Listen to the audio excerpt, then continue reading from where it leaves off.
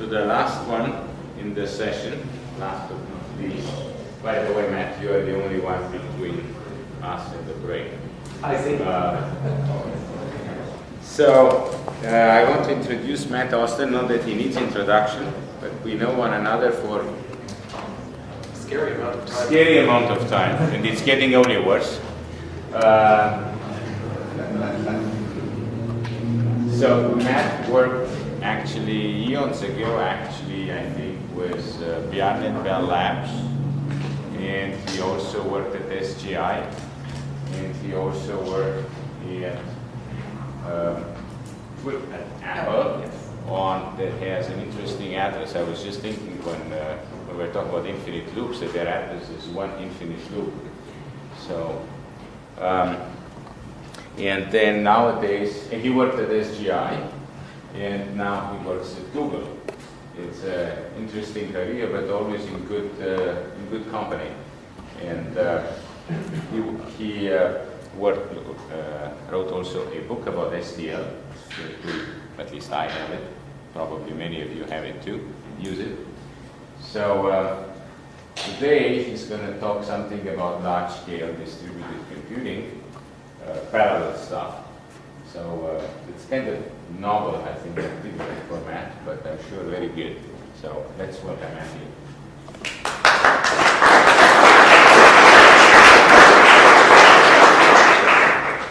Thanks. Well, indeed, I did do once work at AT&T. When I was working for Bjarne, I was in what was called the Large-Scale Programming Research Department, and in principle, distributed programming was one of the focuses of that group. I actually did not work on distributed programming then, but now I do. And so now I'm going to be talking a little bit about some of the things that, the way that we do distributed programming at Google. It's also about scalability, but it's a very different kind of scalability. So in the modern world, you're connecting with your client, maybe one of the laptops that you have there, maybe even something smaller. When you're connecting to some kind of web service, whether it's Google or Amazon or Facebook, you're talking to a program that's running in a highly distributed environment. You may think of this as running in some company's data center, but a little bit more provocatively, it's not really wrong to think that what you're talking to is a single computer, a warehouse-scale computer. I'm taking that term from a book written by two of my co-workers, Luis Barroso and Urs Schulze. And probably the most important thing for you to take from this talk is that if you're interested in learning anything about what computing at this scale is like, they've written a very short book about this. It's available for free on the web. You can download it. You can read it in a couple of days. It's well worth reading. And a lot of what I'm going to be talking about is taken from their book. So, how do you build a warehouse-scale computer? You build it out of smaller computers, of course, and you start with fairly typical servers, not unlike the kind that you would find in a typical data center. At Google, we typically use relatively ordinary commodity scale servers using the x86 architecture, running Linux on them as the core operating system. Each of these servers has, again, fairly ordinary commodity level disk drives connected to it. And then you have to hook them up together. So there are a variety of ways that you can hook them up together so that they can collaborate to run some kind of a large application like Gmail. One of the things that distinguishes a warehouse scale computer from just a typical co-location site is you don't just have a bunch of computers, you have a bunch of computers that are working together to run larger tasks. You might have one of these tasks running concurrently. You might have multiple tasks, but each of them is going to involve multiple CPUs, multiple disks. The interconnection is crucial. So one of the typical ways that you might do this is that you might hook them up together into racks. You might have 12, 20, 40 computers on a rack. You'll hook them up together within a rack using gigabit Ethernet or maybe 10 gigabit Ethernet. You can get a Ethernet switch with 20 to 40 ports. That's basically a commodity item. That's nothing terribly exotic. And then you need to hook up the racks together. And you'll do that by having a couple of uplink ports on each of your rack switches and then hook that up to a cluster switch. So that's roughly the kind of computer that we're talking about. That's the kind of programming environment that I work on now. It's not very easy to program. So what makes it hard to program? Well, one of them is just the complexity of the system. That a single program running on this is not a single process. It's not running on a single CPU. It's a lot of distinct processes working together, interacting with other services. Fault tolerance is absolutely crucial, and the memory hierarchy is not what you are used to. So let's talk about the memory hierarchy first. Here are some numbers. These are taken from Urs and Louise's book. These are not numbers measured at a Google data center. I should emphasize that the actual details are somewhat confidential. So how do we get these numbers? This is a fairly simple model of what a warehouse scale computer might look like. So what we're assuming here is we've got 2,000 servers. We're hooking them up. Each one of them has some kind of an ordinary x86 CPU. Each of them has 4 1 terabyte serial ATA drives, again, fairly conventional technology. We're hooking them up using Gigabit Ethernet, and we're doing that by dividing them up into racks of 40, of which on the MAC switches we have 8 uplink ports that connect to the cluster switch. And finally, what we're assuming here to get bandwidth is that each of these servers is getting its fair share of network bandwidth when talking off-rack. So, with all of that said, you can take a look at the numbers here. I'm not sure if you can actually read this, but it's no. Okay. So, at the very far left, which isn't actually even on this chart, you can just imagine the on-chip cache. So you've got, say, a few megabytes of on-chip cache. This is what you have in local main memory, local disk, rack main memory, that is main memory of all of the servers on the same rack, disk for all of the servers on the same rack, main memory for all of the systems in the cluster, disk for all of the systems in the cluster. And up there, if you couldn't read the bottom, you probably can't read the top. The blue line is latency in microseconds. The red line is bandwidth in megabytes per second, and the green line is capacity in gigabytes. So, and this is a logarithmic scale. I guess you probably can't read this either. This goes all the way from 0.1 to 10 million up on the top there. So, at the very far left, the part that I didn't show, just as an example of capacity, cache might be a few megabytes. At the very far right, capacity for disk in the entire cluster, that might be something on the order of 10 petabytes using the numbers that I gave. Well, just do that back of the envelope calculation. 2,000 systems, 8 terabytes disk for each. None of that is really terribly exotic. So this is a very deep hierarchy. Getting access from your program to something on the far right is much more expensive than something on the far left. All of the problems that you normally have with memory hierarchy are magnified here. And fault tolerance, that's the other way in which scaling in this environment is very different from scaling in the kind of environment that Damien was talking about in the last talk. So again, let's just do a really simple back of the envelope calculation. We've got these thousands of servers that we're hooking together to form a single unified system. Let's suppose that each of these systems is ultra-reliable, and ultra-reliable might mean mean time between failure of 30 years for a single one of these systems. Well, that means that your entire warehouse scale computer is not very reliable because 30 years is 10,000 days, which means that on average you're going to have one server dying per day. So, you're running Gmail, say, on one of these things. You do not want Gmail to die once a day. So you have to design your system then so that having a single computer fail is not fail. There's just no way that you can get around that by making your individual systems more reliable. And then once you have done even that trivial back of the envelope calculation, you realize that in fact failures are even more fact of life than you think for that. That mean time between failures of 30 years is extremely unrealistic. disk drive, the annualized failure rate is somewhere between 2 and 4%. Numbers vary depending on who does the measurement. And for other kinds of hardware failures, and you sometimes have to take parts of the system down for maintenance. And then some of the failures are just due to bugs. Operating system kernels crash occasionally. So in fact, we get many more than one server failure per day. Failures are absolutely common. The system has to be designed to be able to accommodate that. And it turns out you don't necessarily even want your failures to be all that rare. Once you've got a system that can tolerate failure, then you start having a lot of interesting design decisions to make. You can buy systems with various levels. You can buy components with various levels of reliability at various different price points, and this just becomes an economic calculation. Then what kind of reliability and price trade-off is best for you?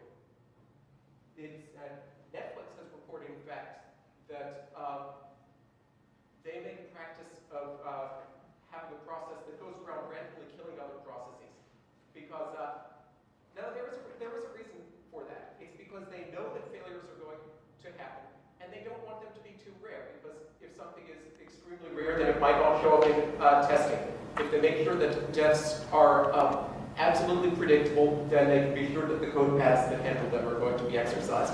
So that's, again, one of the kinds of trade-offs that you can make for some of this.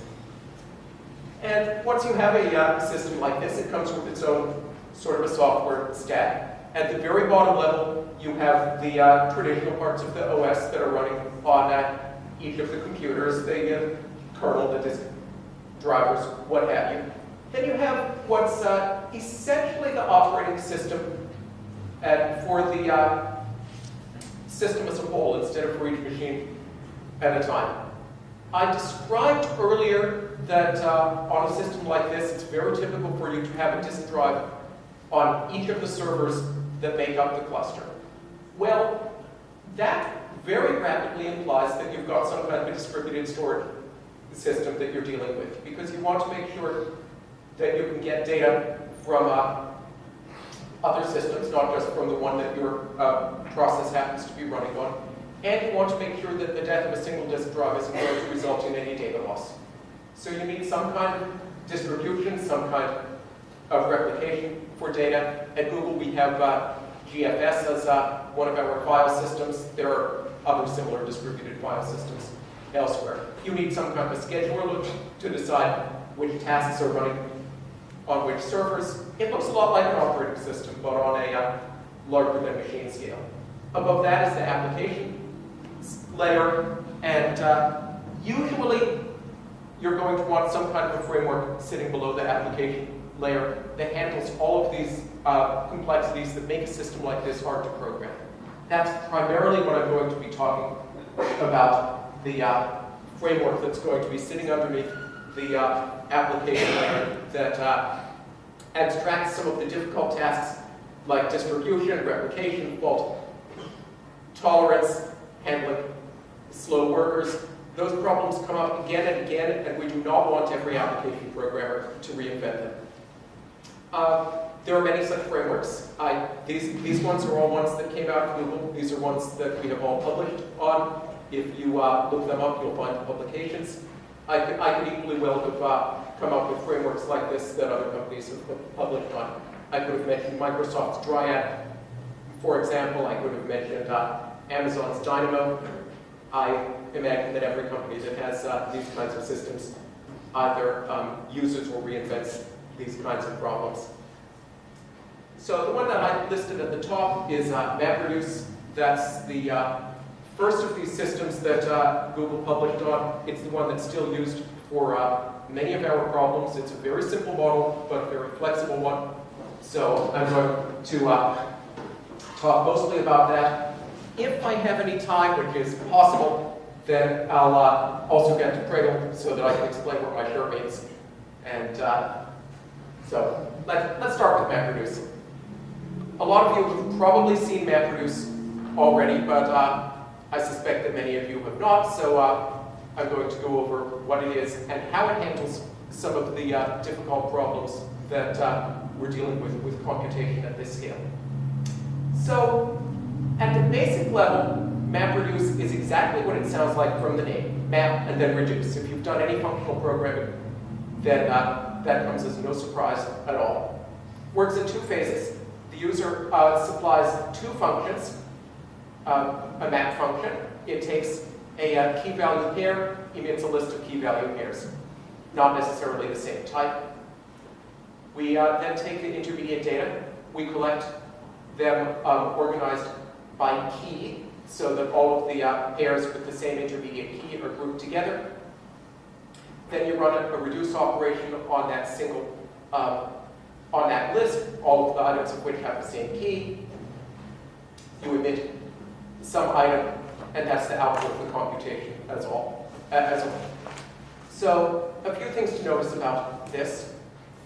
One of them is that it can operate on inputs and outputs of arbitrary type, arbitrary format.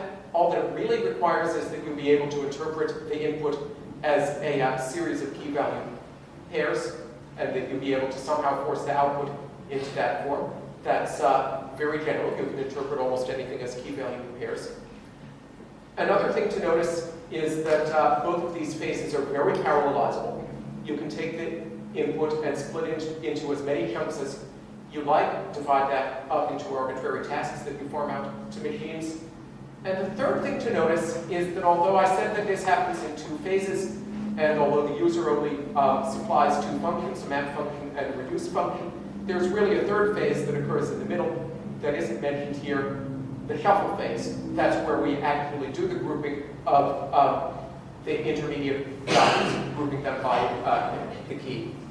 So I can show you the classic example. This is from the very first MapReduce paper by Jeff Dean and Sanjay Develmat. This is the example that everybody uses. It again isn't necessarily the smartest example in the world of how to use MapReduce. It's very traditional, though, and it's not as bad as exponential time Fibonacci anyway. So in this example, we're counting the number of words. We're counting the number of times each word occurs in a series of documents. You can imagine that's actually something you might want to do, at least if you generalize it a little bit. You have a series of documents, each consists of a series of words. So for the map function, you get some kind of a document ID, you get the document itself, you parse the document using whatever technique you need, turning it just into a bag of words. For each word, you emit the intermediate value of the word itself and the number 1, because each time you see it, you're seeing its count once. Then in the reduce function, you call that reduce function once for each word that appears in the input. For each one, the values are just a series of ones. You sum them up, that's your final result, you output it. Simple enough. There are various refinements that you could make here. Some of the refinements may even be implicit in the code, but not really terribly important for the moment. So we can run through a simple example showing how that works. I'm going to run through it pretty quickly because it's reasonably obvious given what I said. Feel free to stop me or slow me down if it's not, but I think it should be pretty clear how the word count is working in this example.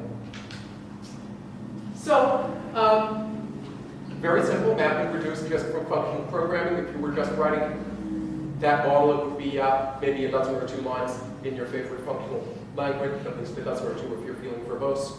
The actual implementation is much more complicated than that, because the whole point of this is to handle data distribution, parallelism, and fault tolerance.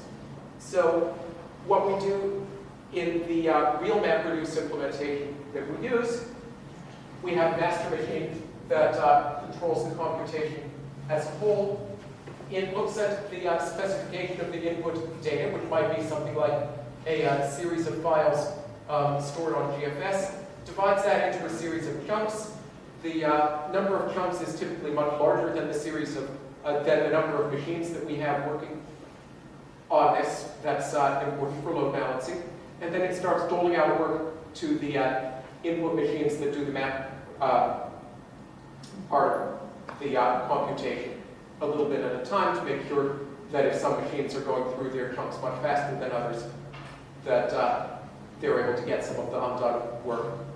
We produce the intermediate key value pairs, which we store then somewhere, typically, for example, on the map machines. And then we have the shuffle and the reduce running concurrently on the same machines. They look at the appropriate intermediate keys for this particular chunk of reduce work performed, do their set of the sorting, run the reduce operation, and then finally write the output. The output then is written as a series of files, not just a single file.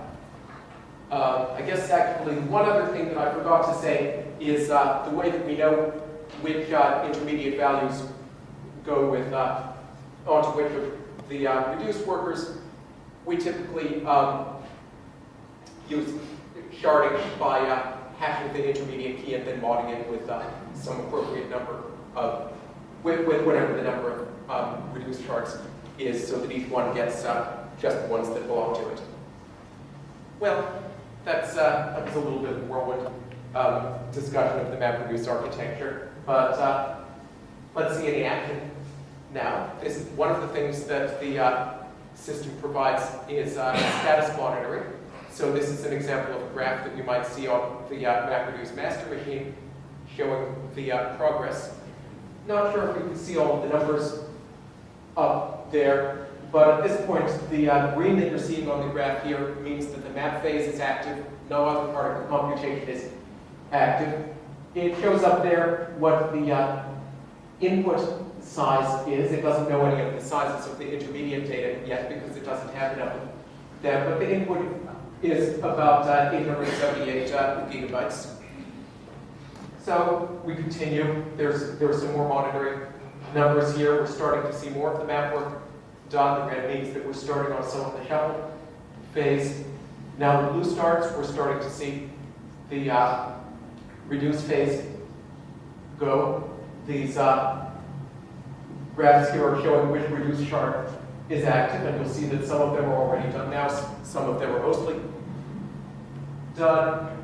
Now we're almost done, but not quite, and there's still one reduced shard active here. You may or may not be able to see that little bit of red up there near the upper right-hand corner. But you can notice a few things. One is, if you can read that all the way to the back, this computation has been going for 40 minutes. There has been one worker death, but things just proceeded anyway. You will also see that for the last few minutes, all but one reduced shard has been completed. The entire progress of the computation has been waiting on that one last straggler, and that's a crucial observation for making this work reasonably. So how does this handle fault tolerance? Well, first of all, one of the jobs of the master is to periodically ping all of the workers, see whether all of them are still healthy. If any of them are either dead or can't be reached by the master, which is basically as good as dead for the purposes of this computation, then the master takes appropriate corrective actions, spawning new jobs, perhaps doling out some of the work that the dead workers have been working on. And to handle the straggler problem, where the entire computation might be held up just by one or two small workers, the master will sometimes launch a backup shard, which means that even though something is already working on a particular part of the computation, the master will preemptively launch another task that handles that same part, and whichever one of them finishes first does an atomic commit so that we don't ever get confused results. If you look at Jeff and Sanjay's paper, one of the things they will say is that by using an intelligent choice of when to launch backup workers, you can get about a 40% performance improvement for using maybe 1% or 2% more resources. So an excellent trade-off. All right. Well, I think I have about 2 minutes to say a little bit about one of the other frameworks that we're using. This is a little bit more specialized than MapReduce. It's used for large-scale graph computation. And you can imagine why graph algorithms might be important to Google. The company was actually founded on a graph algorithm, PageRank. but we do other important algorithms.